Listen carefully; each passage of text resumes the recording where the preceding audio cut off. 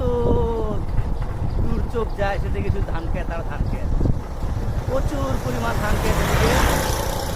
সেই ধান খেতের পাশ দিয়ে গাড়ি চালাচ্ছি আমরা।